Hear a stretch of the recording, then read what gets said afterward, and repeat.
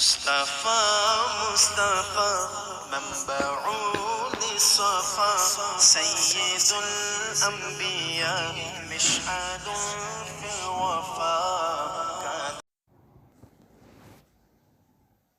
دیکھیے بیٹا، بسم اللہ الرحمن الرحیم. فصل فی الحقیقت والمجازی.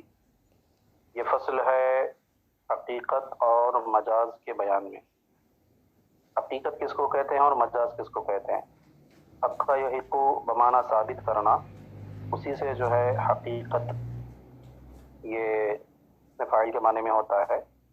اس پر جو گولتا لگی ہوئی ہے یہ مؤنث کے لیے نہیں ہے، بلکہ صفت سے اسم کی طرف منتقل ہونے والی تا ہے. یہ جو اس بات کو بتاتی ہے کہ یہ اسم جو ہے اصل کے اعتبار سے صیغہ صفت تھا، لیکن بعد میں اس کو اسم کی طرف منتقل کر لیا گیا ہے.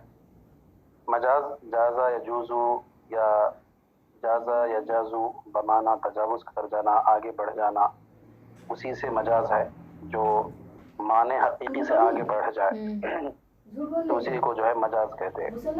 حقیقت اور مجاز کہتے کس کو ہیں تعریف کے اعتبار سے؟ تو اس کی تعریف تو خیر مصنف نے خود ہی بیان فرمائی، اس کو دیکھیے. کہتے ہیں فصل فی الحقیقت والمجازی. یہ فصل ہے حقیقت اور مجاز کے بیان میں. کل لفظ وضعه واضع اللغة بإزاء شيء فهو حقیقت له ولو استعمل في غیره يكون مجازا لا حقیقتا. کہتے ہیں ہر وہ لفظ جس کو واضع لغت نے کسی شے کے مقابل میں وضع کیا ہو، کسی شے کے مقابل میں وضع کیا. واضع لغت سے مراد لغت کا بنانے والے ہے نا. تو کہتے ہیں ہر وہ لفظ جس کو واضع لغت نے کسی شے کے مقابل میں وضع کیا ہو فہو حقیقت لہ، تو وہ لفظ اس کے لیے کیا ہوگا؟ حقیقت ہوگا. وَلَوِ اسْتُعْمِلَ فِي غَيْرِهِ، اور اگر وہی لفظ کو اس کے علاوہ میں استعمال کیا جائے یکون مجازا، تو وہ مجاز ہوگا لا حقیقتا، حقیقت نہیں ہوگا. تعریف کا حاصل کیا نکلا بیٹا؟ کہ واضع لغت نے جس کسی لفظ کو کسی کے مقابل میں قرار دیا، مثلا ایک قلم ہے، قلم کی جو ذات ہے ذات قلم، اس ذات قلم کے مقابل میں ایک لفظ قلم کہا گیا کہ بھائی یہ ذات کے لیے یہ نام متعین کیا گیا ہے، ٹھیک ہے. تو اب لفظ قلم جو ہے وہ ذات قلم کے لیے کیا کہلائے گا؟ معنی حقیقی ہوگا. جب ہم قلم کہیں گے تو قلم سے قلم کی ذات مراد لی جائے، معنی حقیقی ہے. اور اگر یہی لفظ قلم کو اس کے علاوہ کسی اور معنی میں استعمال کر لیں، جیسے کہ ہم مجازی طور پر لکڑی کو جو ہے قلم کہہ دیں، سمجھ میں آ رہی بات؟ ہاں، تو ایسی صورت میں کیا ہوگا؟ وہ مجاز کہلائے گا، حقیقت نہیں کہلائے گا. سمجھ میں آ گئی بیٹا بات؟ تو معنی حقیقی میں اصل جو ہوتا ہے وہ معنی حقیقت، اور مجاز میں اصل جو ہوتا ہے وہ معنی حقیقی ہوتا ہے. جب تک معنی حقیقی پر عمل کرنا ممکن ہے اس کو مجاز کی طرف پھیرا نہیں جائے گا. ہاں، معنی حقیقی پر عمل ممکن نہیں ہے، دشوار ہے، تو پھر مجاز کی طرف پھیر دیا جائے گا. سمجھ گئی بات؟ پھر فرماتے ہیں کہ ثم الحقیقت مع المجاز لا یجتمعان ارادۃ من لفظ واحد فی حالۃ واحدۃ. کہتے ہیں پھر جو حقیقت ہوگا وہ مجاز کے ساتھ لا یجتمعان، جمع نہیں ہوتا ہے. اجتماع یجتمع معنی کیا ہوتا ہے؟ جمع ہو جانا. کہتے ہیں کہ پھر حقیقت جو ہے مجاز کے ساتھ یہ دونوں جمع نہیں ہوتے ہیں ارادتاً، مراد لینے کے اعتبار سے من لفظ واحد، ایک ہی لفظ سے، فی حالت واحدۃ، ایک ہی حالت میں. کہنے کا مطلب کیا ہے کہ معنی حقیقی اور معنی مجازی، کسی بھی لفظ کا مان لو کہ ایک معنی حقیقی بھی ہے اور ایک معنی مجازی بھی ہے. سمجھ میری بات؟ اب معنی حقیقی اور معنی مجازی ایک ہی حالت میں ایک ہی لفظ سے ایک ساتھ دونوں کو مراد نہیں لیا جا سکتا. مثلا میں اگر کہوں کہ میرے پاس شیر آ رہا ہے، میرے پاس شیر آ رہا ہے، تو یا تو اس کا معنی یہ ہوگا کہ حقیقتاً شیر آ رہا ہے جو حیوان مفترس ہے، یا پھر اس کا معنی یہ ہوگا کہ اس سے مراد زید آ رہا ہے جو شیر کی طرح بات.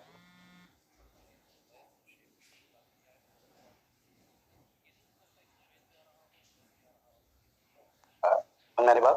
تو ایک لفظ سے ایک ہی حالت میں یا تو معنی حقیقی مراد ہوگا یا تو معنی مجازی مراد ہوگا، دونوں کو ایک ساتھ مراد نہیں لے سکتے ہیں. ہاں، اگر حالتیں بدل جائیں تو ہو سکتا ہے کہ ایک معنی سے معنی حقیقی ہو، دوسرے معنی سے معنی مجازی لیا جائے، لیکن ایک ہی حالت میں ممکن نہیں. اس کو عالم محسوسات میں اس کی جو مثال پیش کی گئی ہے، جیسے کہ آپ کے بدن پر جو کپڑا ہے وہ کپڑا یا تو آپ کی ملکیت والا ہوگا یا تو وہ آپ کی عاریت والا ہوگا، کسی سے آپ نے مانگ کر کے لیا ہوگا. بات سمجھ میں آ رہی ہے؟ ایسا نہیں ہو سکتا کہ وہ کپڑا آپ کا بھی ہو، آپ کا ذاتی طور پر بھی ہو، اور آپ نے کسی سے ادھار کے طور پر مانگ کر کے بھی لیا ہو. تو پہننے والا جو لباس پہنتا ہے وہ یا تو اس کا حقیقی لباس ہوگا جس کا وہ مالک ہوگا، یا اس کا مالک نہیں ہوگا، کسی کو مانگ کر کے پہنا ہوگا. دونوں ایک ساتھ جمع ہو جائیں ایسا ہو نہیں سکتا ہے. ہاں، حالتیں بدل جائیں تو ہو سکتا ہے کہ ابھی فی الحال جو لباس ہے وہ اس کا حقیقی ہو، پھر تھوڑی دیر کے بعد وہ لباس تبدیل کر لے تو اس کا مزہ وہ جو ہے کسی سے مانگ کر کے پہن لیا ہو، ایسا ہو سکتا ہے. سمجھ گئی بات؟ فرماتے ہیں کہ ثم الحقیقۃ مع المجاز لا یجتمعان ارادۃ من لفظ واحد فی حالۃ واحدۃ. پھر حقیقت مجاز کے ساتھ یہ دونوں ایک ہی لفظ سے ایک ہی حالت میں ارادے کے طور پر جمع نہیں ہوتے. ارادے کے طور پر مطلب مراد لینے کے اعتبار سے کہ دونوں کو جو ہے ایک ساتھ مراد لیا جائے. وَلِهَذَا قُلْنَا، اسی بنیاد پر ہم نے کہا کہ لما اريد ما يدخل في الساعي بقوله عليه السلام لا تبيع الدرهم بالدرهمين ولا الساع بالساعين سقط اعتبار نفس الساعي حتى جاز بيع الواحد منه بالاثنين. کہتے ہیں اسی بنیاد پر ہم نے کہا کہ سب سے پہلے حدیث پاک سن لیجیے. حدیث پاک ہے، سرکار اقدس صلی اللہ علیہ وسلم فرماتے ہیں کہ ایک درہم کو 2 درہم کے عوض نہ بیچو اور ایک ساع کو 2 ساع کے عوض نہ بیچو. لا تبیع الدرہم بالدرہمین ولا ساع بالساعین. ایک درہم کو 2 درہم کے عوض نہ بیچو اور ایک ساع کو 2 ساع کے عوض نہ بیچو. یہ سرکار اقدس صلی اللہ علیہ وسلم کا فرمان علی شان ہے بیٹا. اب اس فرمان کا مطلب کیا ہے؟ ہر کوئی جانتا ہے، اچھی طرح سے بخوبی سمجھتے ہیں کہ بھائی ایک درہم کے بدلے میں 2 درہم نہ بیچو، مطلب سود نہ لو کہ 1 درہم دے رہے ہو اور اس کے بدلے میں 2 درہم مانگ رہے ہو. اسی طرح سے ایک ساع کے بدلے 2 ساع نہ لو. ساع جو ہے اس زمانے کا ایک خاص مقدار، ایک آلہ تھا. جیسے آج کے زمانے میں لیٹر ہوتا ہے نا، لیٹر ایک خاص مقدار ہوتی ہے، اس کے اندر جتنا بھر دیا جائے تو 1 لیٹر ہے، چاہے وہ 1 لیٹر دودھ ہو، چاہے وہ 1 لیٹر تیل ہو، چاہے وہ 1 لیٹر پانی ہو. بھلے ہی وزن کے اعتبار سے دونوں مختلف ہوتے ہیں. آپ 1 لیٹر شہد لے لو اور 1 لیٹر جو ہے دودھ لے لو اور 1 لیٹر پانی لے لو، تینوں کا وزن کرو، تینوں وزن کے اعتبار سے مختلف نظر آئیں گے. شہد زیادہ وزنی نظر آئے گا، پھر دودھ وزن نظر آئے گا، پھر پانی نظر آئے گا. کہنے کا مطلب کیا ہے کہ یہاں پر ناپ کر کے بیچا جاتا ہے. تو جس کو ناپا جاتا ہے نا، اور ایک مثال سیر لے لو. آج کے زمانے میں سیر کے ذریعے سے بہت ساری چیزیں بکتی ہیں. سیر آپ لوگوں نے دیکھا ہوگا، ایک گول برتن ہوتا ہے لمبا، اس میں بھر دیا جاتا ہے تو اس کو ایک سیر کہتے ہیں، 1 سیر 2 سیر اس طرح سے. عمومی طور پر کبھی کبھی وہ kg کے آس پاس میں ہو جاتا ہے. تو کہنے کا مطلب یہ ہے کہ ساع جو ہے اس زمانے میں ناپ کر کے بیچنے والا ایک آلہ تھا. آج کے زمانے میں تو ناپنا لگ بھگ ختم ہو چکا ہے. عمومی طور پر وزن کے ذریعے سے بیچتے ہیں، چاہے آپ شکر لیں، گیہوں لیں، چاول لیں، کچھ بھی لیں گے آپ وزن کے ذریعے سے بیچتے ہیں. لیکن پہلے کے زمانے میں وزن بہت کم ہوتا تھا، ناپ کر کے زیادہ بیچا جاتا تھا. گیہوں ہے، چاول ہے، سب ناپ کر کے بیچتے تھے. 1 ساع 2 ساع 1 رتل 2 رتل اس طرح سے. سمجھ میں آ رہی بیٹا بات؟ تو سرکار نے فرمایا کہ 1 ساع کے عوض میں 2 ساع نہ بیچو. تو اس کا مطلب کیا ہے؟ اس کا مطلب ظاہری سی بات ہے کہ ساع کے اندر ڈال کر کے جو چیز بیچتے ہو وہ مراد ہے نا. آپ کے پاس جو برتن رکھا ہوا ہے ساع والا، اس کے اندر آپ جو بھی بیچو گے تو اس کو 1 کے بدلے میں 2 نہ بیچو. مطلب آپ اس سے گیہوں بیچ رہے ہیں تو 1 ساع گیہوں کے بدلے میں 2 ساع گیہوں کو نہ بیچو، یہی مراد ہے نا اس کا. جبکہ ما يدخل فی الساع جو ہے، یعنی ساع کہہ کر کے ساع کے اندر جو چیز ڈال کر کے بیچ رہے ہیں اس کو مراد لینا، یہ مجاز ہے. کیونکہ حقیقت کے اعتبار سے ساع کس کو کہتے ہیں؟ اس برتن کو کہتے ہیں نا، جو برتن ناپ کر کے جس سے بیچ رہے ہیں اسی کو ساع کہتے ہیں، ہے نا. جیسے کہ آج کے زمانے میں کلو کے جو بٹ ہوتے تھے پہلے کے زمانے، ابھی تو الیکٹرانک پورے ترازو آ گئے ہیں. پہلے کے زمانے میں بٹ آتے تھے، ابھی بھی آپ کو بازاروں میں مل جاتے ہیں، دیکھتے ہوگے. ترازو میں ایک طرف وہ بٹ رکھتے ہیں لوہے والا، آدھا کلو کا، پاؤ کلو کا، 1 کلو کا، 2 کلو کا، 5 کلو کا ہوتا ہے نا. اور دوسری طرف سامان ڈالتے ہیں. تو 1 کلو جب کہتے ہیں تو وہی بٹ مراد ہوتا ہے نا حقیقت کے اعتبار سے. لیکن معنی مجازی کیا ہوتا ہے کہ جو چیز بیچی جاتی ہے وزن کر کے وہ چیز مراد ہوتی ہے. تو اب یہ جو حدیث پاک ہے، سرکار جو فرما رہے ہیں کہ 1 درہم کے عوض 2 درہم نہ بیچو اور 1 ساع کے عوض 2 ساع نہ بیچو. تو درہم تو معنی حقیقی پر ہے، یہ تو واضح ہے کہ درہم چاندی کا سکہ ہوتا تھا پہلے کے زمانے میں. تو 1 چاندی کے سکے کے عوض 2 چاندی کے سکے نہ لو، ٹھیک ہے. لیکن 1 ساع کے بدلے میں 2 ساع نہ بیچو، اس کا مطلب یہی ہے، یہی مراد دیا ہے تمام فقہاء نے بالاتفاق طور پر، کہ جو کچھ ساع کے اندر ڈال کر کے بیچا جاتا ہے اس کو 1 کے عوض میں 2 نہ بیچو. مثلا آپ گیہوں بیچ رہے ہو تو 1 ساع کے عوض میں 1 ہی ساع گیہوں لے سکتے ہو. یہ نہیں کہ 1 ساع گیہوں دو اور اس کے بدلے میں 2 ساع گیہوں لے لو. یا 1 سا شکر دو 2 سا شکر لے لو، ہے نا، تو یہ معنی مراد دینا صحیح نہیں ہے۔ کون سا معنی حقیقی کو۔ اب دیکھیے اب کیا کہتے ہیں اوپر قاعدہ کہ مجاز اور حقیقت یہ دونوں ایک ساتھ ایک ہی حالت میں جمع نہیں ہو سکتے ہیں۔ جہاں پر معنی حقیقی مجاز ہوگا تو وہاں پر معنی مجازی مراد نہیں ہوگا، جہاں پر معنی مجازی مراد ہوگا تو وہاں پر معنی حقیقی مراد نہیں ہوگا۔ اب مصنف فرماتے ہیں، اب مسئلہ دیکھو، کہتے ہیں وَلِهَذَا قُلْنَا، اسی بنیاد پر ہم نے کہا، کس بنیاد پر کہ جب یہ دونوں ایک ساتھ جمع نہیں ہوتے ہیں، اسی بنیاد پر ہم نے کہا کہ لما اریدا ما يدخل فی السعی بقولہ علیہ السلام، کہتے ہیں جب ما يدخل فی الساع یعنی ساع کے اندر جو کچھ داخل ہوتا ہے وہ مراد لے لیا گیا نبی اکرم صلی اللہ علیہ وسلم کے اس فرمان پر کہ لا تبیعوا الدرہم بالدرہمین، 1 درہم کو 2 درہم کی عوض نہ بیچو، ولا الساع بساعین، اور نہ ہی 1 ساع کو 2 ساع کی عوض بیچو۔ اس حدیث پاک میں جب ما يدخل فی الساع کو مراد لے لیا گیا سقط اعتبار نفس الساع، تو نفس ساع کا جو اعتبار ہے وہ ساقط ہو گیا۔ نفس ساع کس کو کہیں گے؟ وہ لکڑی سے بنا ہوا آلہ جس کے اندر آپ ڈال کر کے بیچ رہی تھی، ناپ کر کے، لکڑی کا یا لوہے کا بنا ہوا آلہ، سمجھ میں آ رہی بات؟ تو جب ما يدخل فی الساع کو مراد آپ نے لے لیا تو نفس ساع کا اعتبار ساقط ہو جائے گا۔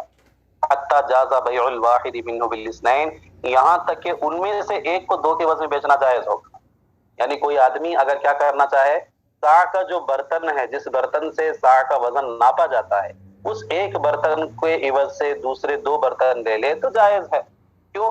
کیونکہ یہاں پر معنی حقیقی اور معنی مجازی دونوں میں سے معنی مجازی کو مراد لیا جا چکا ہے۔ جب معنی مجازی کو مراد لیا جا چکا ہے تو معنی حقیقی ثابت ہو جائے گا۔ تو معنی حقیقی کو مراد نہیں لے سکتے ہیں، تو جب معنی حقیقی مراد نہیں ہے تو وہ حدیث کی ممانعات میں داخل ہی نہیں ہے، تو جب داخل ہی نہیں ہے تو اس کو بیچ سکتے ہیں۔ مسئلہ سمجھ میں آیا بیٹا؟ ہاں جی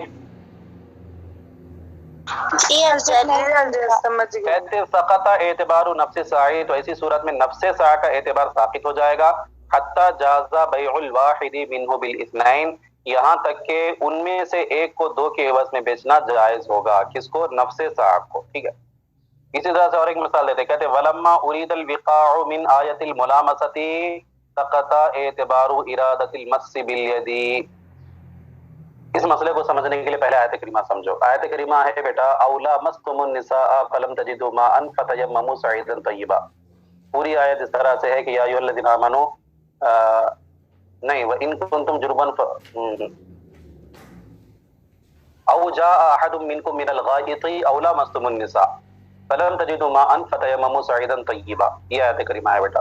یعنی اے ایمان والو جب تم بول و براز سے واپس آؤ، یعنی ٹوائلٹ جا کر کے واپس آؤ، او لامستم النساء، یا تم جو ہے عورتوں سے ملامست کر لو، فلم تجدوا ماء، اور پانی کو نہ پاؤ، فتیمموا صعیدا طیبا، سمجھ میں آ رہی بیٹا بات؟ تو تم کیا کرو، پاک مٹی سے تیمم کرو، قصد و ارادہ کرو۔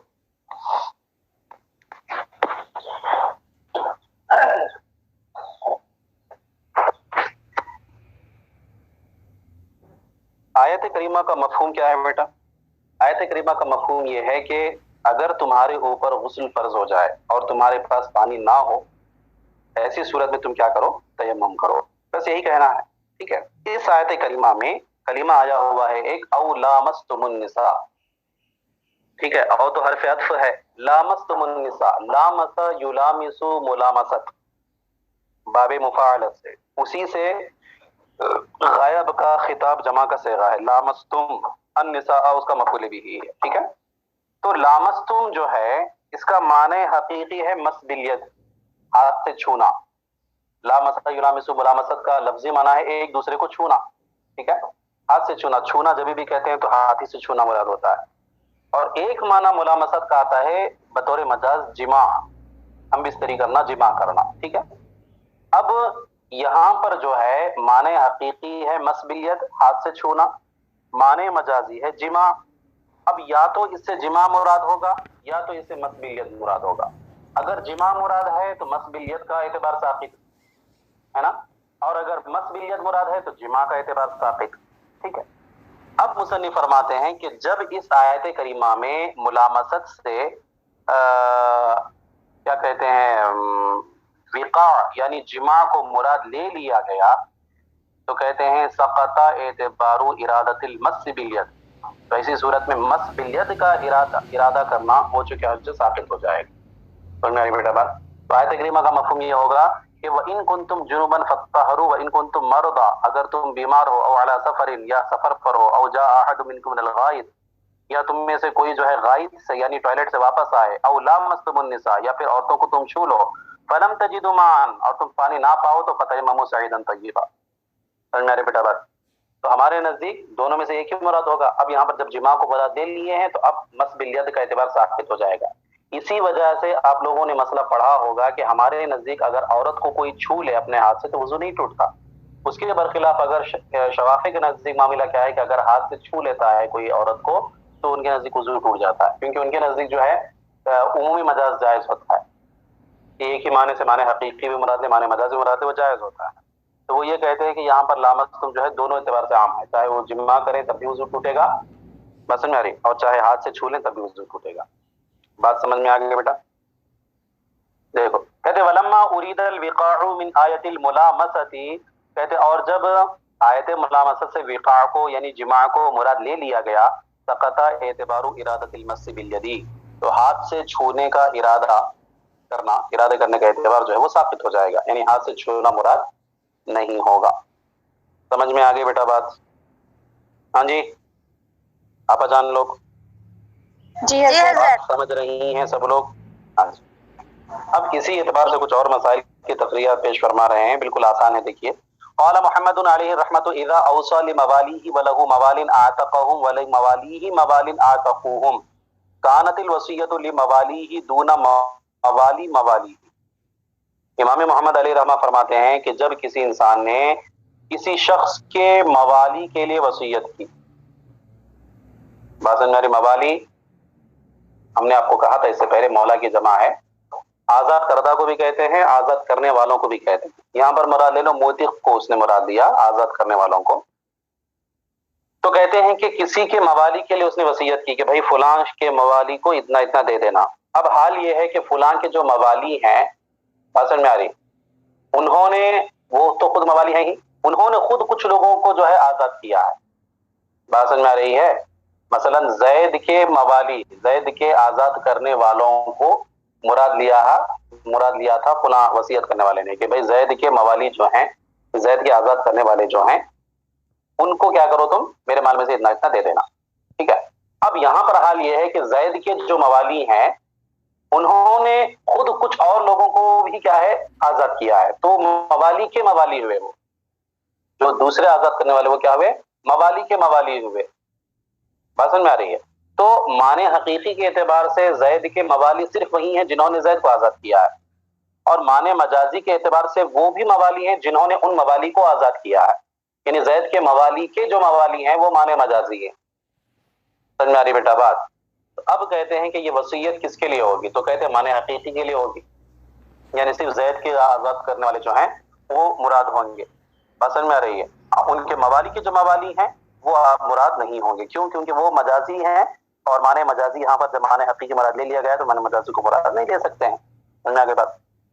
دیکھیے مسئلہ سمجھیے. کہتے قال محمد علیہ رحمت، امام محمد فرماتے ہیں اذا اوصى لموالیہ، اگر کوئی شخص کسی کے موالی کے لیے وصیت کر جائے، وَلَهُ مَوَالٍ أَعْتَقَهُمْ، کہتے ہیں اور اس کے یعنی فلاں شخص کے کچھ ایسے موالی ہیں، ہے نا، أَعْتَقَهُمْ، جن کو اس نے آزاد کیا ہے، کس نے؟ زید نے آزاد کیا ہے. وَلِمَوَالِهِ مَوَالٍ، اور پھر ان آزاد کرنے والے جو وصیت کرنے والے کے جو موالی ہیں، یعنی جو وصیت کرنے والے کے آزاد شدہ جو ہیں جن کو اس نے آزاد کیا ہے، ان کے کچھ اور موالی ہیں آتقوہم، جن کو ان لوگوں نے آزاد کیا ہے. مسئلے کو سمجھیے کیا ہے.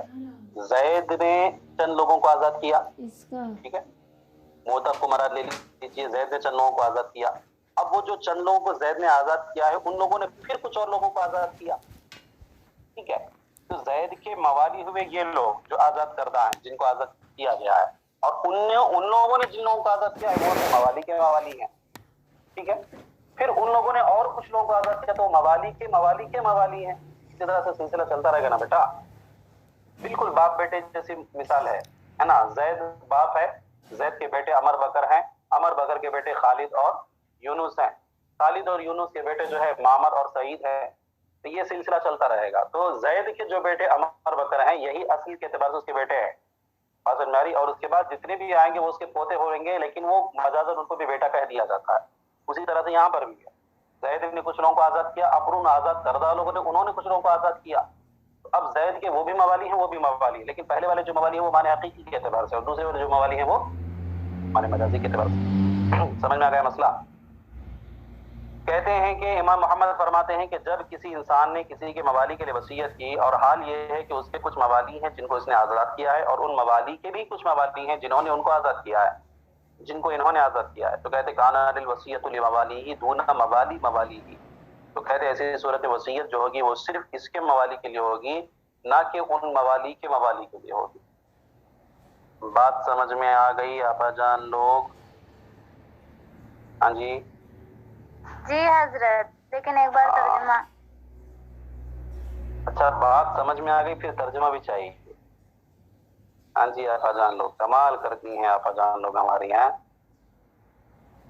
قال محمد علیہ الرحمت، امام محمد علیہ الرحمہ نے فرمایا اذا اوصى لموالیہ، اگر کوئی شخص اپنے موالی کے لیے وصیت کر جائے، وَلَهُ مَوَالٍ أَعْتَقَهُمْ، اور حال یہ ہے کہ اس شخص کے یعنی وصیت کرنے والے کے کچھ ایسے موالی ہیں أَعْتَقَهُمْ جن کو زید نے یعنی وصیت کرنے والے نے آزاد کیا ہے، وَلِمَوَالِيهِ مَوَالٍ، اور ان آزاد کردہ لوگوں کے بھی کچھ آزاد کردہ ہیں اعتقوہم جن کو ان آزاد کردہ لوگوں نے آزاد کرایا ہے.